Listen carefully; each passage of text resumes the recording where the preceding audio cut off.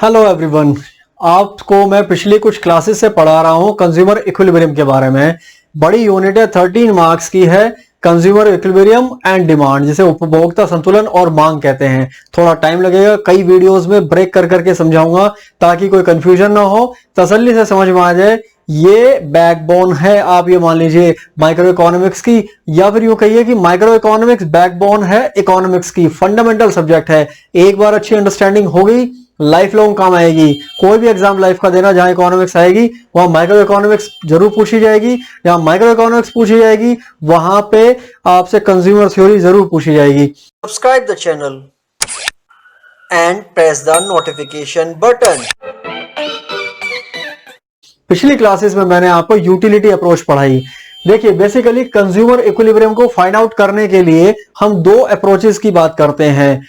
इसमें एक है कार्डिनल यूटिलिटी और ऑर्डिनल यूटिलिटी। ये बेसिकली क्या है, ये क्लास 12th के लेवल पे हम यहां बात करते हैं दो तरीके से। नहीं तो रिवील्ड प्रेफरेंस की थ्योरी एक और है, वो ग्रेजुएशन लेवल पे आप उसको पढ़ते हैं।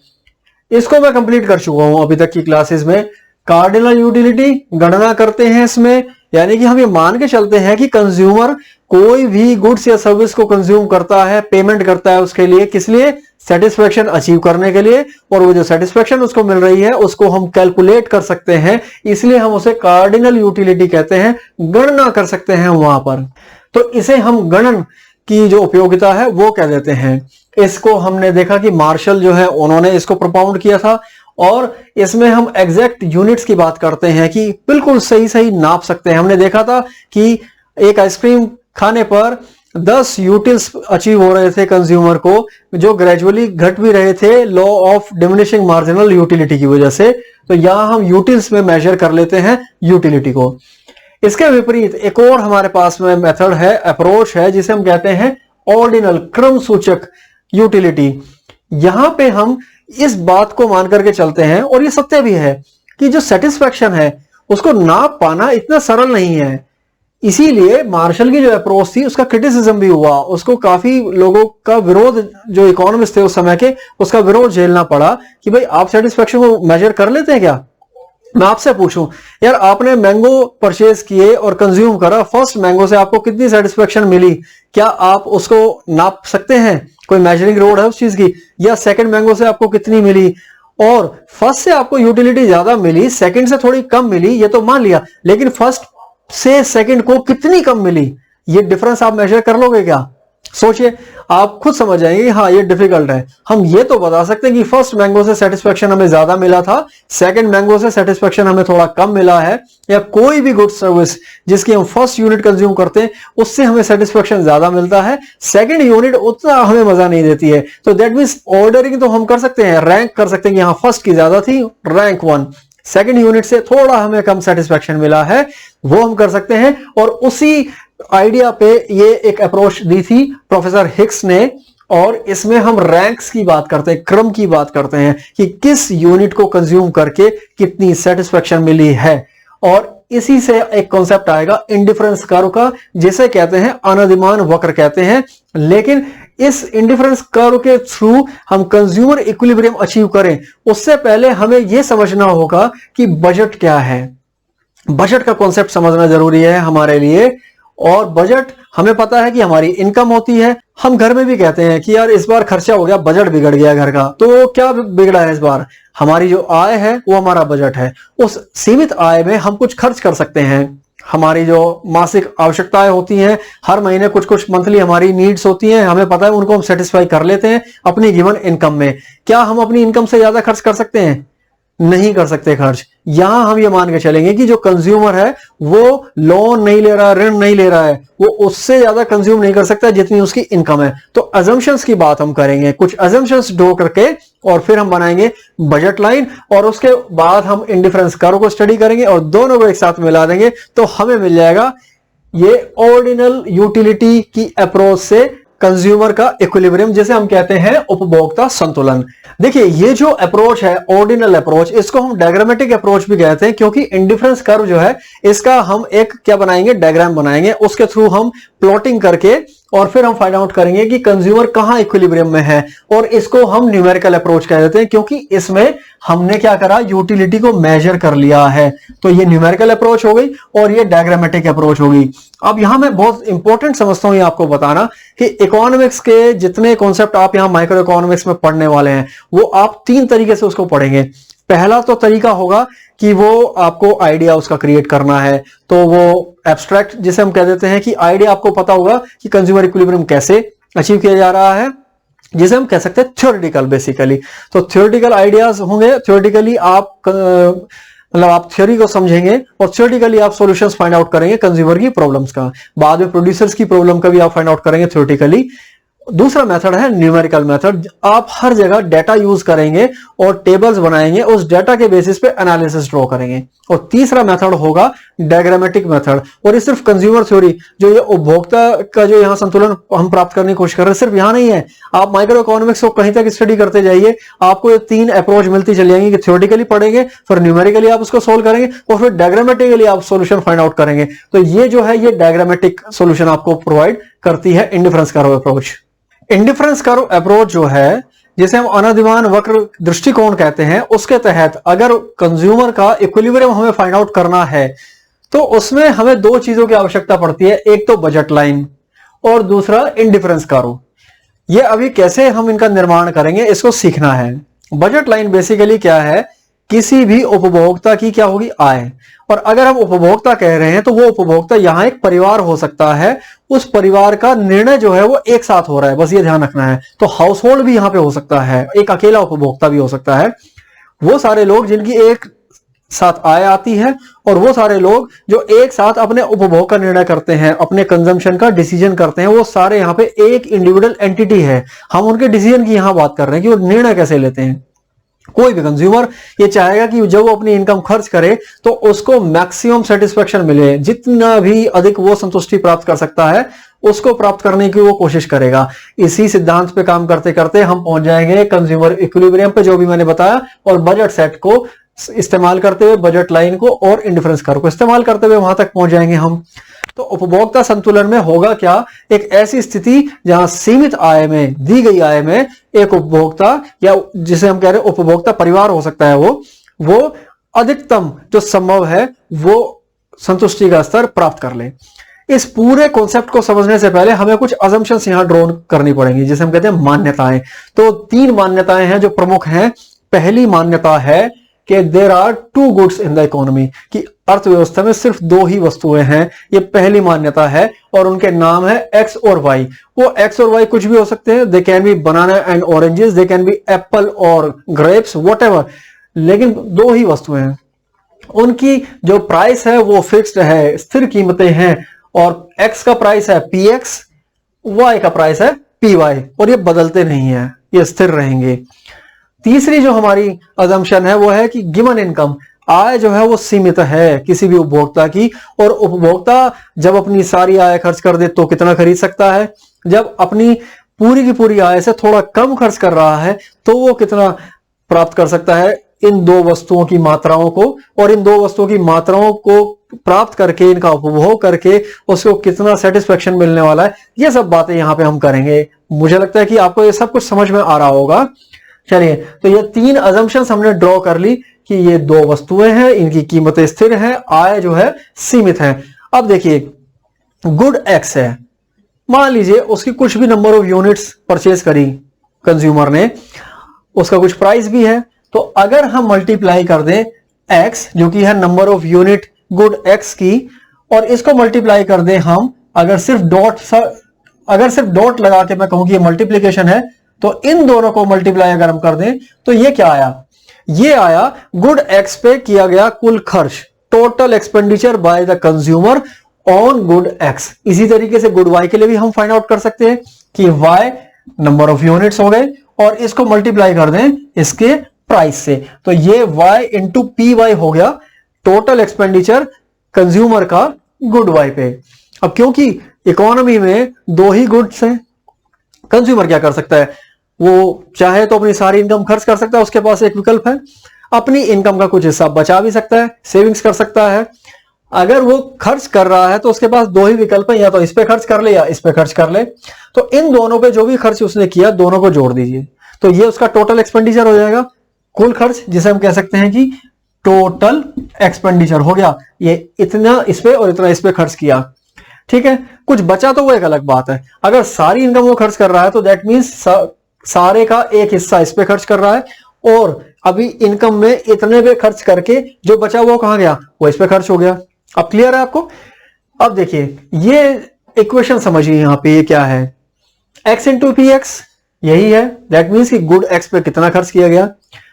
y इंटू पी वाई यही है कि गुड y पे कितना खर्च किया गया। दोनों को जोड़ दें तो आ गया टोटल एक्सपेंडिचर। और m क्या है, ये देखिए m है I, जो कि फिक्स्ड है, गिवन है।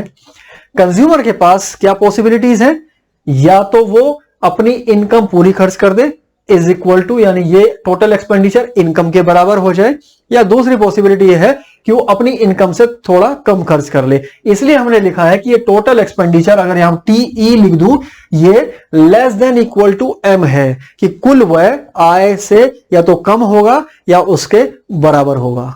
ये जो संबंध हमने यहां पे लिखा है, ये जो इक्वेशन यहां पे हमने लिखी है, इसको हम कहते हैं बजट कंस्ट्रेंट। आर मिसिंग हो गया यहां पे, बजट कंस्ट्रेंट ये है, इसे कहेंगे बजट प्रतिबंध, यानी एक सीमा है, उसके ऊपर एक कंस्ट्रेंट है कंज्यूमर के ऊपर कि वो इससे ज्यादा खर्च नहीं कर सकता, या तो इतना खर्च करेगा या इससे कम खर्च करेगा, जो हमारी माइक्रो इकोनॉमिक्स की कंडीशंस हैं उनके तहत। तो आपने देखा कि बजट कंस्ट्रेंट आ गया आपके पास में, इसको हम डायग्रामेटिकली भी प्लॉट कर सकते हैं, और कैसे करेंगे उसको देखने से पहले एक बार मैं बजट लाइन आपको बता देता हूं न्यूमेरिकली कैसे करेंगे। देखिए यही जो है, एक बार आप यहां देख लीजिए, P X plus Y P Y, ये क्या हो गया, ये हमारा टोटल एक्सपेंडिचर है। जब ये कंज्यूमर अपनी पूरी की पूरी इनकम खर्च कर रहा हो तो ऐसे हम उसको लिख देंगे, लेस देन इक्वल टू की जगह इक्वल टू का निशान आ जाएगा। तो अब ये बजट कंस्ट्रेंट ना होकर के ये बन जाएगा बजट लाइन, जिसे हम कहेंगे बजट रेखा, इसको हम कह देंगे। और ये एक चीज हमें प्राप्त हो गई, और ये हमें न्यूमेरिकली अचीव हुई है। बजट लाइन को ड्रॉ करने के लिए अगर हम कुछ डेटा यूज करें तो बहुत इजी हो जाता है उसको समझना। और ऐसा ही डेटा कुछ यहां पे इस टेबल में प्रेजेंट करा है कि कंज्यूमर के पास क्या क्या पॉसिबिलिटीज हैं, और इससे हम बनाते हैं बेसिकली कॉम्बिनेशन समूह, क्या क्या संभावनाएं हैं। इसे हम कहते हैं कंजम्पशन बंडल कहेंगे, बेसिकली कंजम्पशन बंडल इसे कहेंगे हम, जो अभी मैं आपको बताने वाला हूं। और ये देखिए यहां पे मैंने एक ऐसे ही अज्यूम कर लिए कुछ वैल्यूज आपको समझाने के लिए। एम क्या है, इनकम है। हमने मान लिया जो कंज्यूमर है उसकी टोटल इनकम है 100, और फिलहाल रुपीज मान लेते हैं। प्राइस दोनों गुड्स के फिक्स हैं, और हमने मान लिया कि प्राइस ऑफ गुड एक्स 10 रुपया है, प्राइस ऑफ गुड वाई 20 रुपया है। ये एक हाइपोथेटिकल केस है, एग्जाम में ऐसा कोई क्वेश्चन आए आप भी न्यूमेरिकल वैल्यूज अज्यूम कर सकते हैं। इसको यूज करके ये मैंने टेबल बनाई है यहां पर। अगर ये कंज्यूमर सारी की सारी अपनी इनकम गुड एक्स पे खर्च कर दे, सारी इनकम गुड एक्स पे खर्च कर दे, तो गुड वाई की यूनिट्स कितनी कंज्यूम करी उसने, 0। देखिए यहां पे गुड वाई की 0 कंज्यूम करेगा। जैसे ही वो 0 कंज्यूम करेगा तो आप देख सकते हैं कि ये वाला कंपोनेंट हो गया क्या, 0, तो बचा सिर्फ इतना। इसी तरीके से इसको ऑपोजिट, अगर वो सारा का सारा जो उसकी इनकम है वो खर्च कर दे गुड वाई पर, तो गुड एक्स कितना खरीदा, गुड एक्स खरीदा उसने 0, तो ये वाला कंपोनेंट उसका 0 हो जाता है। फिर सारा का सारा वाई पे खर्च हो जाएगा, तो वाई का एक्सपेंडिचर उसकी इनकम के बराबर जा सकता है। अब देखिए यहां पे कि दोनों केसेस को मैंने लिया, जब सारा का सारा वो खर्च कर रहा है गुड एक्स पर, तो गुड वाई 0। यहां देखिए रो नंबर 3 में गुड वाई की यूनिट्स हो गई 0 इकाइयां वो उपभोग कर रहा है, और सारा खर्च किया किस पे, गुड एक्स पे किया। गुड एक्स की कीमत है 10 रुपया, तो 100 रुपए इनकम सारी खर्च करी, तो 10 इकाई उसको मिल गई गुड एक्स की। इसके ऑपोजिट 0 अगर वो खर्च कर रहा है गुड एक्स पे और गुड वाई पे सारी की सारी इनकम खर्च कर देता है, और गुड वाई की जो प्राइस है वो है 20 रुपीज, 100 रुपए इनकम को खर्च करेगा वाई पे 20 रुपए प्रति इकाई के हिसाब से, तो 5 इकाई वो ले पाएगा। इसके बीच की सारी सिचुएशंस यहां लिखी हुई हैं कि गुड एक्स की 2 यूनिट खर्च करे तो 20 रुपए तो खर्च हो गया यहां, बचे 80 रुपए, 20 रुपए के हिसाब से 4 यूनिट मिल गई गुड वाई की। इस तरीके से अलग अलग कॉम्बिनेशन है। यहां इसको देख सकते हैं, गुड वाई की 1 यूनिट परचेज करी तो 20 रुपया खर्च हो गया गुड वाई पे, बचे कितने 80 रुपए। 80 रुपए गुड एक्स पे खर्च कर दिए, 10 रुपए की कीमत के अनुसार उसको मिल गई यहाँ पे 8 इकाइयां उसकी मिल गई। तो ये सारे क्या बने, ये कॉम्बिनेशंस बन गए। आपने देखा यहाँ पे एक कॉम्बिनेशन ये है कि वो 0 इकाई एक्स की खरीद ले और 5 इकाई वाई की खरीद ले, ऐसा ही है दूसरा कॉम्बिनेशन, तीसरा और चौथा, पांचवा, छठा, 6 कॉम्बिनेशन हो गए। किसी एक रियल इकोनॉमी में, वास्तविक अर्थव्यवस्था जो होती है उसमें 2 से ज्यादा वस्तुएं उपलब्ध होती हैं और इनकम भी उसकी ज्यादा हो सकती है।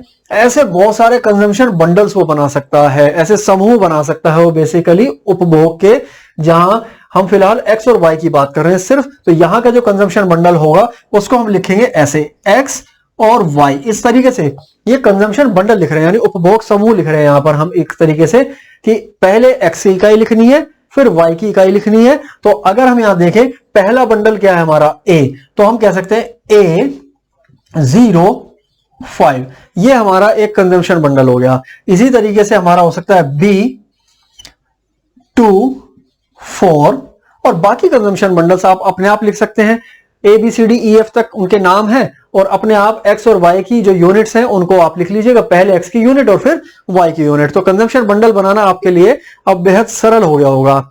अभी आपने देखा कि जब कंज्यूमर की इनकम है M बराबर 100 और ये प्राइसेस जो फिक्स होते हैं वो भी हमने एज्यूम कर लिए, तो ये टेबल हमें मिली। इस टेबल में डिफरेंट मिले हमें कॉम्बिनेशंस एक्स और वाई के। हमने देखा कि जब कंज्यूमर अपनी सारी इनकम वाई पे खर्च कर रहा है तो गुड एक्स की 0 यूनिट कंज्यूम कर रहा है और गुड वाई की 5 यूनिट्स कंज्यूम कर रहा है। इसके ठीक एक्सट्रीमली ऑपोजिट, वो अगर सारी इनकम खर्च करता है गुड एक्स पर तो 10 यूनिट्स उसको मिल जाएंगी गुड एक्स की और 0 यूनिट मिलेंगी गुड वाई की, और बीच के कुछ कॉम्बिनेशंस भी यहां पे थे।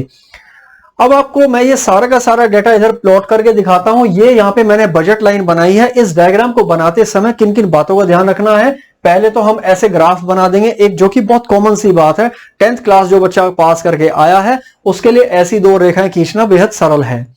यहां देखिए ये एक्स एक्सिस पे हमने एक्स जो लिखा है ये गुड एक्स है बेसिकली। तो गुड एक्स की जो यूनिट्स हैं कि वो कितनी यूनिट्स उसकी कंज्यूमर कंज्यूम कर रहा है, कितनी इकाइयों का उपभोग कर रहा है, वो यहां लिखा है। और ये गुड वाई लिखा है कि कितनी इकाइयों का उपभोग वो वाई गुड की कर रहा है।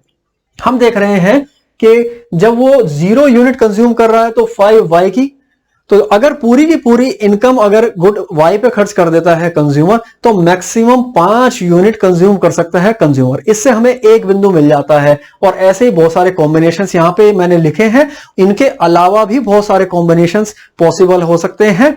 यहां फिलहाल हम देखते हैं कि ये जो एक्स एक्सिस है इस पे देखिए जितना हम राइट साइड में बढ़ते हैं तो गुड एक्स की यूनिट्स बढ़ती चली जाती हैं। यहां 2 यूनिट कंज्यूम कर रहा है गुड, इसके बाद 4, 6, 8, 10 ऐसे। और वाई एक्सिस पे हम देखें जितना हम ऊपर की ओर बढ़ते हैं तो गुड वाई की जो नंबर ऑफ यूनिट्स हैं वो इंक्रीज होती चली जाती हैं। ये जो बिंदु है मूल बिंदु यानी पॉइंट ऑफ ओरिजिन, इस पे दोनों ही गुड्स की 0 यूनिट है यहां पे। अगर हम इस रेखा पे ऊपर चलेंगे तो गुड एक्स की यूनिट्स होंगी यहां पे 0 इस रेखा में, यानी वाई एक्सिस पे, ऊर्ध्वाकार जिसे कहते हैं। और क्षैतिज पे होगा क्या, वाई गुड की 0 यूनिट्स होंगी यहां पूरे में, क्योंकि वाई यूनिट तो ऊपर की तरफ बढ़ेंगी ना। तो एक्स एक्सिस पे यानी हॉरिजॉन्टल जो हमने रखा है इस रेखा पे तो वो 0 हो जाएंगी। अब ये वाला जब प्लॉट करना है तो हमें देखना है कि x की वैल्यू 0 हो और y की वैल्यू 5 हो। तो यहां हम देख सकते हैं ये जो पॉइंट है ये बेसिकली ये वाला कॉम्बिनेशन है। तो हम चाहें तो यहां पे a लिख सकते हैं कि भाई एक कॉम्बिनेशन हमें मिल गया। इसके ठीक ऑपोजिट दूसरा कॉम्बिनेशन हमें मिल जाएगा जहां कंज्यूमर सारी इनकम x पे खर्च कर रहा है। सारी इनकम खर्च कर ले, 10 रुपए का रेट है गुड एक्स का, सारे 100 रुपए खर्च करेगा तो 10 यूनिट उसको मिल जाएंगी। तो 10 यूनिट तो यहां हो गई। और वाई की कितनी हुई उसकी 0, तो 0 हुई कहां, ठीक एक्स एक्सिस पे। तो ये दूसरा पॉइंट हमें मिल गया। ये 2 पॉइंट एक्सट्रीम पॉइंट्स हमें फाइंड आउट करने हैं। ये जैसे ही फाइंड आउट होंगे उसके बाद में इस लाइन को ज्वाइन कर दो, स्ट्रेट लाइन स्केल यूज करो और इसको ज्वाइन कर दो सीधी रेखा। बाकी सारे पॉइंट भी इसी पे मिल जाएंगे, सारे कॉम्बिनेशन इसी पे मिलेंगे। अलग अलग प्लॉट कर लेना या फिर एकदम से इसको ज्वाइन करके इसी पे दिखा देना। देखिए फॉर एग्जाम्पल यहां x की 2 यूनिट्स और y की 4 यूनिट्स, तो ये देखिए 2 यूनिट्स और 4 यूनिट्स, तो ये कॉम्बिनेशन करीब ये देखिए यहां पे ऐसे आ जाएगा और ये ऐसे आ जाएगा। ये हो गया हमारा एक और पॉइंट। इसको हम कह सकते हैं कॉम्बिनेशन बी, और इस तरीके से इस पे सी डी ई और ये लास्ट में हमारा आ गया एफ। ये सारे पॉइंट इस पे प्लॉट किए जा सकते हैं। खास बात क्या है, ये जितने पॉइंट यहां पे आए ये कहलाएगी, ये लाइन जो बनकर के आई है ये कहलाएगी बजट लाइन, जिसको मैंने यहां पे इक्वेशन की फॉर्म में अभी थोड़ी देर पहले आपके सामने एक्सप्लेन किया था कि जब कंज्यूमर अपनी पूरी इनकम खर्च कर रहा है तो एक्स पे कितना खर्च हुआ वो ये, वाई पे कितना खर्च हुआ वो ये, और दोनों को जोड़ दें तो आ गया टोटल एक्सपेंडिचर। और जब कुल व्यय बराबर हो जाए कुल आय के तो वो सारे बिंदु बनाते हैं बजट लाइन, जिसे कहते हैं बजट रेखा। एक चीज तो क्लियर होगी। तो ये बजट लाइन मैंने आपको बता दी कैसे बनती है। तो इस पूरी रेखा पे कोई भी बिंदु आप ले ले, कहीं भी, सपोज ये ले लिया, मुझे नहीं पता ये कॉम्बिनेशन क्या है, इस टेबल में ये कॉम्बिनेशन ना भी हो, लेकिन इस पॉइंट पे कंज्यूमर अपनी सारी की सारी इनकम खर्च कर रहा है।